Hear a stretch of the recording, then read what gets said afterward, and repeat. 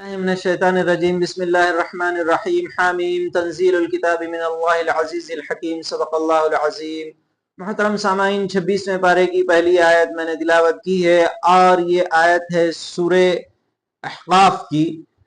اسی طریقے سے اس سورت کے بعد سورہ محمد ہے، سورہ فتح ہے اور سورہ حجرات اور اس کے بعد سورہ قاف ہے۔ عزیزان محترم، یہاں سے جو باتیں زیادہ تر بیان ہوئی ہے وہ مکی دور کی ہے اور اس میں مشرکین کے سامنے جو بنیادی یعنی دعوت تھی وہ توحید، رسالت، آخرت اور موٹے موٹے باتیں یعنی کہ اخلاقی تربیت کے لحاظ سے اگر دیکھا جائے تو وہ باتیں جو اللہ رب العزت نے ودیت کر دی تھی، یعنی کہ ایک بلٹ ان اپلیکیشن کے طور پر انسان کے اندر، جیسے جھوٹ بولنا بری بات ہے، اسی طریقے سے والدین کے ساتھ حسن سلوک کرنا، پڑوسیوں کا لحاظ کرنا، مال کا خرچ کرنا، غریبوں کی مدد کرنا، ایسی باتیں زیادہ تر ہمیں ان صورتوں میں ملے گی۔ اور دعوت کے لحاظ سے دیکھیں تو جیسا میں نے کہا، توحید، رسالت، آخرت اور اسی طریقے سے قرآن کی دعوت، یعنی کہ قرآن اللہ کا کلام ہے اور حضور اکرم صلی اللہ علیہ وسلم اللہ کے رسول ہے، اور پچھلے یعنی جو قومیں گزری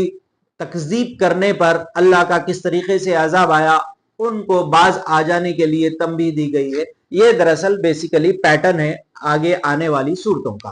اور کیونکہ رمضان یعنی عید بھی بالکل قریب ہے، اس لحاظ سے زیادہ ٹائم ہر پارے کو اگر لیا جائے تو شاید ریپیٹیشن زیادہ ہونے کا امکان ہے، اسی لیے میں چاہوں گا کہ مختصر طور پر اپنی بات کو رکھوں۔ وہ اہم نکات جو میرے اور آپ کے لیے یعنی کہ سمجھنے کے لحاظ سے اور عمل کے لحاظ سے زیادہ ضروری ہے، اس پر انشاءاللہ بات کرتے ہوئے میں اپنی بات کو آگے بڑھاؤں گا۔ یوں تو ہر بات قرآن کی میرے اور آپ کے لیے ضروری ہے، لیکن وقت اجازت نہیں دیتا، اور اسی طریقے سے انشاءاللہ عید کے بعد بھی اللہ نے چاہا تو مختصر ویڈیوز، پرٹیکولرلی 1 2 2 3 آیات کا سلسلہ اللہ نے چاہا تو جاری رہے گا انشاءاللہ، اس میں تفصیل سے بھی بات ہوگی۔ تو بنا تاخیر کرتے ہوئے چلتے ہیں سورہ احقاف کی طرف۔ سورہ احقاف میں بھی جو باتیں بیان ہوئی ہے، حامیم تنزیل الکتاب من اللہ العزیز الحکیم، یعنی یہ وہ کتاب ہے جو اللہ عزیز یعنی زبردست اور حکمت والے کی طرف سے نازل کی ہوئی کتاب ہے۔ مشرکین مکہ بار بار یہ اعتراض کرتے تھے کہ یہ کتاب اللہ کی طرف سے نہیں بلکہ گڑھی ہوئی کتاب ہے، اور یہی اسی پر زور دیا گیا ہے آنے والی صورتوں میں بھی۔ اور اسی طریقے سے اس میں شرک کی تردید، خاص کر کے مشرکوں سے یعنی کہ عقلی طور پر بھی سوالات کیے گئے ہیں، اور اسی طریقے سے جو فطری تقاضا ہے اس کو بھی یعنی اللہ رب العزت نے اس طریقے سے سوال کیا ہے کہ تمہاری فطرت بھی اس پر گواہ نہیں ہے کہ ایک اللہ کے سوا دوسروں کو پوجا جائے یا عبادت کی جائے، معاف کیجئے گا۔ اس میں یہ بتایا گیا ہے کہ جنہیں تم پوچھتے ہو، جن کی تم عبادت کرتے ہو، وہ تو اس کا بھی علم نہیں رکھتے کہ وہ کب اٹھائے جائیں گے، وہ بالکل غافل ہے۔ جنہیں تم پوچھتے ہو کہ تم ان کی کیسی عبادت کرتے ہو، کل حشر کے میدان میں بالکل اس کا انکار کر دیں گے۔ اس کے بعد جو ایک دو بے حد اہم آیات اس موضوع پر آئی ہے کہ والدین کے ساتھ حسن سلوک کرنے کی بات۔ وَوَصَّيْنَا الْإِنسَانَ بِوَالِدَيْهِ إِحْسَانًا، اس کے اندر ایک اور نقطہ ابھی مضمر ہے یعنی چھپا ہوا ہے کہ جو بندہ والدین کے ساتھ حسن سلوک نہیں کرتا، وہ اللہ کی کتاب پر بھی ایمان لانا اس کے لیے ایک آبسٹرکشن بن جائے گی وہ چیز، اگر والدین کے ساتھ حسن سلوک وہ نہ کرے۔ کیونکہ اللہ رب العزت کے بعد اس کائنات میں سب سے زیادہ نعمتیں اگر مجھے اور آپ کو حاصل ہے تو وہ والدین کے ذریعے سے ہوئی ہے۔ جو بندہ والدین جو اپنے آنکھوں سے دیکھے اور ہر لحاظ سے اسے محسوس کرے ان کی قربانیوں کو، اس کے باوجود بھی اگر وہ فراموش کرنے لگے تو بہت ہی کم امکان ہے کہ وہ اللہ کی توحید کو پہچانے، اللہ کی قدرت کو پہچانے، اللہ کے اقتدار کو پہچانے اور موت کے بعد کی زندگی پر وہ ایمان لائے۔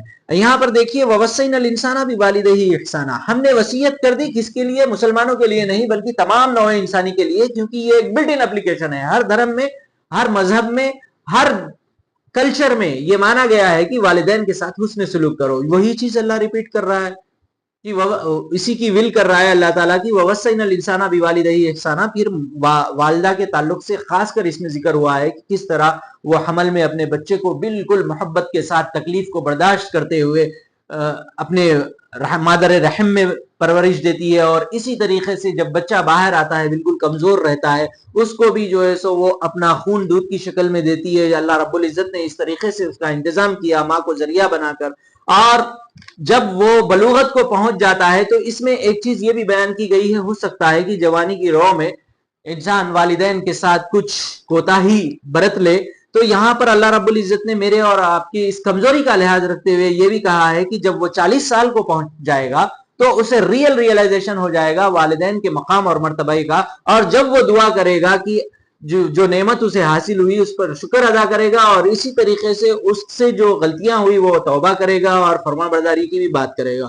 تو اللہ رب العزت فرماتے ہیں کہ ایسے لوگوں کے لیے معافی بھی ہے، اور اسی طریقے سے جو سیئات وہ کیا ہے اس کی معافی ہے، اور ایسے لوگوں کی توبہ قبول کرتا ہے، اور اللہ رب العزت نے کہا کہ انہیں جنت میں وہ ڈالیں گے.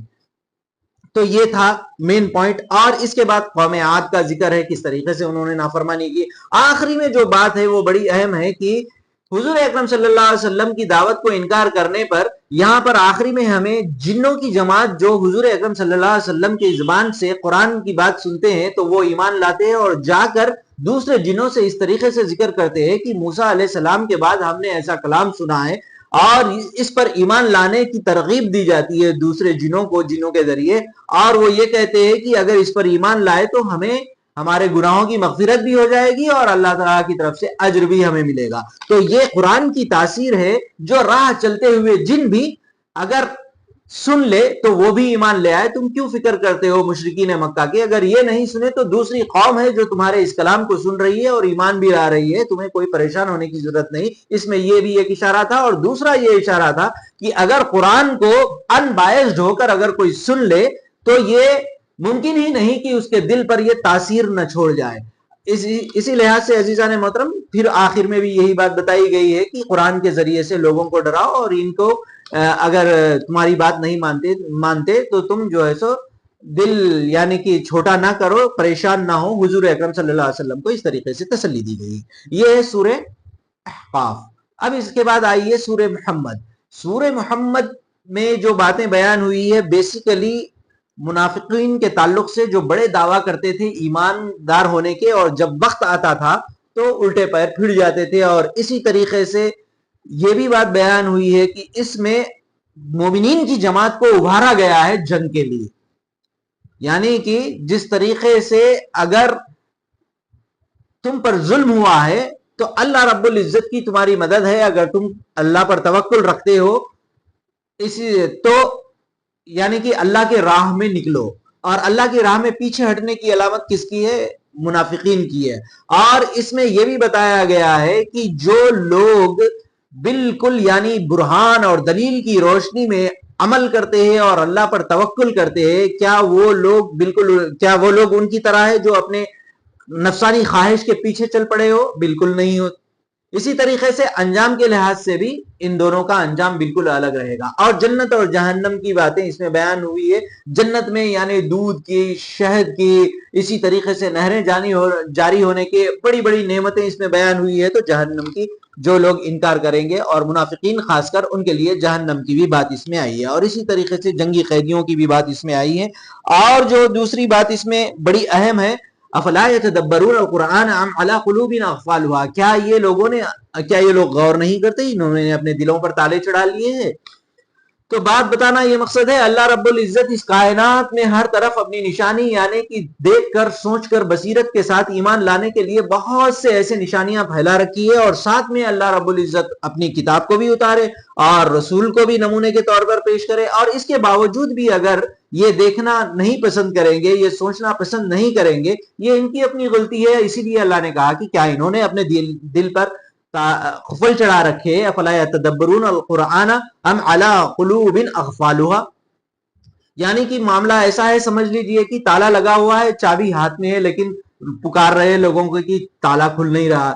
عزیزان محترم مکے کے مشرکین کی حالت بھی یہی تھی. انہی کے درمیان میں سے رسول اٹھے اور بچپن سے لے کے جوانی سے لے کر بالکل 40 سال کی عمر تک پوری زندگی انہوں نے دیکھا، صادق کہا، امین کہا، اس کے باوجود وہ ماننے سے انکار کرے. دوسری جانب ان کا عقیدہ یہ تھا کہ اللہ کی ذات کے ساتھ کوئی اور بھی شریک ہے. انشاءاللہ آگے اس کی بھی بات آئے گی. اب اس کے بعد آئیے، اس میں ایک اور پوائنٹ یہ بھی ہے کہ اہم کی اللہ اور رسول کی اطاعت کرنے کو لازم ٹھہرایا گیا ہے اور اپنے اعمال کی حفاظت کرنے کی بات کہی ہے، یعنی کہ جو اللہ اور رسول کی اطاعت یا اطاعت نہیں کریں گے یا نافرمانی کریں گے ان کے اعمال برباد ہو جائیں گے. اسی طریقے سے سورہ فتح، اس کے تو بارے میں کیا کہا جائے. یہ سورہ فتح یعنی کہ صلح حدیبیہ کا جو واقعہ ہے، اللہ کے نبی جناب محمد رسول اللہ صلی اللہ علیہ وسلم کو اس سورت کے آخری رکوع کی جو پہلی آیت ہے، لقد صدق اللہ رسولہ الرؤیا بالحق لتدخلن المسجد الحرام انشاء اللہ آمنین. اللہ کے نبی صلی اللہ علیہ وسلم کا جو خواب تھا وہ بالکل سچا تھا اور حضور اکرم صلی اللہ علیہ وسلم مکے میں بالکل امن کے ساتھ داخل ہوں گے. یہ خواب جب دیکھتے ہیں، جب صحابہ سے ذکر کرتے ہیں، تو یہاں پر بھی منافقین کی جماعت حضور صلی اللہ علیہ وسلم کے ساتھ ہونے سے گریز کرتی ہے، لیکن انصار صحابہ جو تھے اور مہاجرین جو تھے وہ حضور صلی اللہ علیہ وسلم کے ساتھ بڑے جوش و خروش کے ساتھ نکلتے ہیں.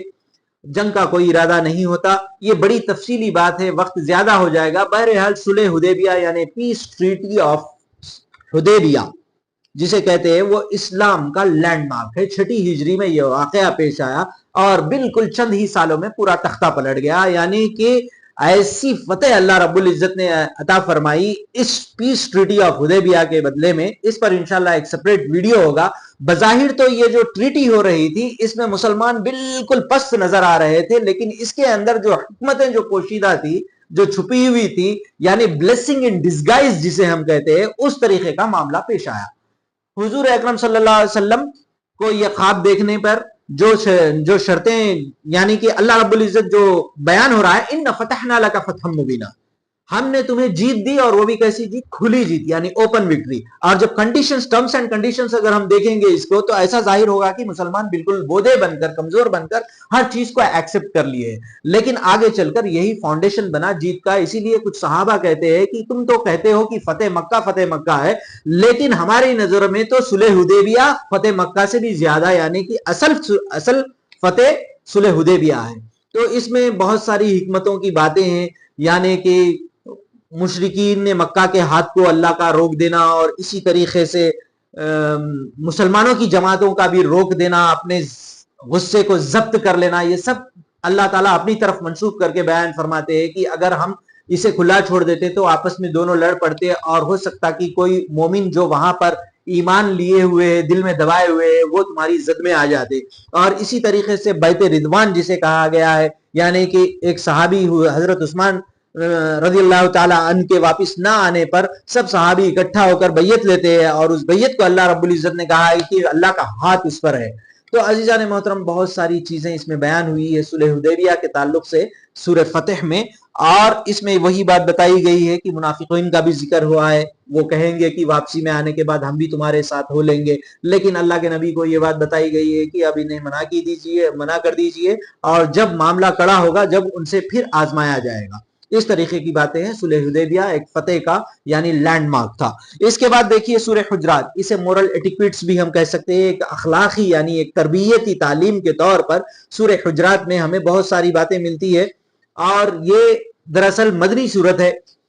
اس میں تعلیم دی جا رہی ہے صحابہ کو، چھوٹی چھوٹی باتوں کی تعلیم، لیکن بڑی ہی اہم تعلیم. سب سے پہلی چیز، حضور صلی اللہ علیہ وسلم کے سامنے اونچی آواز میں بات نہ کرے اور ان کی رائے پر اپنی رائے کو مقدم نہ رکھے.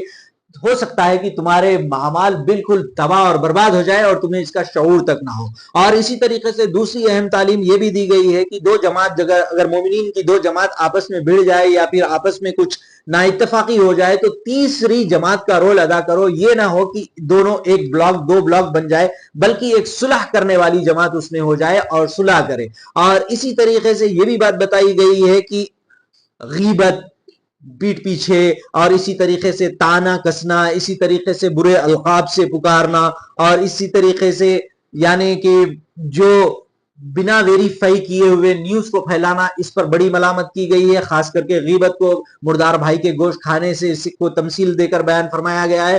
اور فالس انفارمیشن یعنی پروپیگنڈا کہیے یا پھر فالس ریومرز کہیے، اس کو سپریٹ کرنے پر بڑی جو ہے سو سختی سے اس کو پکڑ کی گئی ہے کہ یہ نہ ہو کہ بعد میں تم پچھتاؤ یا نادم ہو جاؤ. اللہ کے نبی یا پھر جو اس وقت مسلمانوں کے ذمہ دار ہے ان کے سپرد یہ اطلاع کو کر دی جائے کہ کیا ہو۔ آج ہم دیکھتے ہیں کہ انٹرنیٹ کے ذریعے سے جو بھی میسج آیا بس اس کو فارورڈ کر دیتے ہیں، یہ دین اسلام کی تعلیم کے بالکل خلاف ہے۔ اس کے بعد ہم دیکھیں گے کہ کچھ اعراب یعنی کہ وہ اپنے آپ کو کہتے تھے کہ مومن ہے، قالت الاعراب آمنا قل لم تؤمنوا ولكن قولوا اسلمنا۔ جو اعراب یعنی آس پاس کے جو دیہاتی لوگ تھے ان کا زیادہ آنا جانا انٹریکشن صحابہ یا حضور صلی اللہ علیہ وسلم سے ڈائریکٹ انٹریکشن نہیں تھا، اور انہوں نے بس دین کی چھوٹی چھوٹی باتوں کو ہی ایمان سمجھ لیا۔ قربانی کا جو جذبہ ہونا چاہیے وقت آنے پر مال کی اور جان کی قربانی کا ان کے اندر کم پایا جاتا تھا تعلیم اور تربیت کی کمی کی وجہ سے۔ تو ان سے خطاب کیا گیا ہے، قالت الاعراب آمنا قل لم تؤمنوا ولكن قولوا اسلمنا۔ یہ اعراب کہتے ہیں کہ ایمان لائے، ان سے کہو کہ یہ ایمان نہیں لائے بلکہ اسلام لائے، یہ اسلام کی قوت کے آگے سرنڈر ہو گئے۔ ایمان تو اصل ایمان تو وہ ہے کہ جب ضرورت پڑے تو مال اور جان کی قربانی دے، اور اللہ بہتر طریقے سے جانتا ہے کہ کون ایمان لائے۔ تم اللہ کو کہتے ہو کہ تمہارا ایمان کیا ہے، اللہ تو سب کچھ جاننے والا ہے۔ یہ ساری چیزیں سورہ حجرات میں بیان ہوئی ہے۔ اب آئیے اس کے بعد سورہ قاف، اس میں جو باتیں بیان ہوئی ہے، قاف والقرآن المجید، قرآن سے شروع ہوا ہے اس کی بھی سٹارٹنگ، اور آخر میں بھی قرآن ہی پر یہ ختم ہوا ہے، یعنی کہ اس میں جو مین باتیں وہی ہے آخرت کے اوپر ایمان، کس طریقے سے موت کے بعد زندگی کو اللہ رب العزت عطا فرماتے ہیں، اور اس میں یہ بات بیان کی گئی ہے کہ جو جھاڑ پھونک کرنے والے ہیں وہ کہاں ہیں۔ موت کے بالکل قریب کے وقت انسان گویا اس میں ایسا منظر کھینچا ہے کہ موت کے ساتھ ہی انسان کو پتا چل جاتا ہے، یعنی کہ ابھی پوری طریقے سے موت واقع نہیں ہوتی، بالکل سکرات کی حالت جسے ہم کہتے ہیں نا، تبھی پورے پکچر کلیئر ہو جاتی۔ اس میں یہ چیز بیان کی گئی ہے، اور سب سے اہم چیز اس کے بارے میں روایت میں ہمیں ملتا ہے کہ سورہ قاف صحابہ نے سن کر یعنی اس کو حفظ کر لیا تھا، یاد کر لیا تھا، یعنی اتنی کثرت سے نبی اکرم صلی اللہ علیہ وسلم پڑھتے تھے۔ تو ہمیں چاہیے کہ اس سورت پر غور کرے کہ کتنے اہم مضامین اس میں بیان ہوئے ہیں۔ اور فذکر بالقرآن من یخاف وعید، اللہ کے نبی کو آخری میں یہی بات بتائی جا رہی ہے، فذکر بالقرآن، تذکیر کرو قرآن کے ذریعے، فذکر بالقرآن من یخاف وعید، اور ڈراؤ وعید سے، یعنی کہ وارن کرو ان لوگوں کو۔ تو قرآن کے ذریعے سے دعوت دینے کی بھی بات اس میں کہی گئی ہے، قلب سلیم کا ذکر ہوا ہے اس میں، اور بہت ساری اہم چھوٹے چھوٹے فکروں میں باتیں بیان کی گئی ہے۔ تو عزیزان محترم، یہ تھا 26ویں پارے کا خلاصہ، جس میں نے موٹی موٹی باتیں بتانے کی کوشش کی ہے۔ انشاءاللہ کل 27ویں پارے پر بھی اسی طریقے سے میں اپنی بات رکھنے کی کوشش کروں گا۔ اجازت دیجیے کل تک کے لیے، جزاک اللہ خیر، السلام علیکم، وآخر دعوانا ان الحمدللہ رب العالمین۔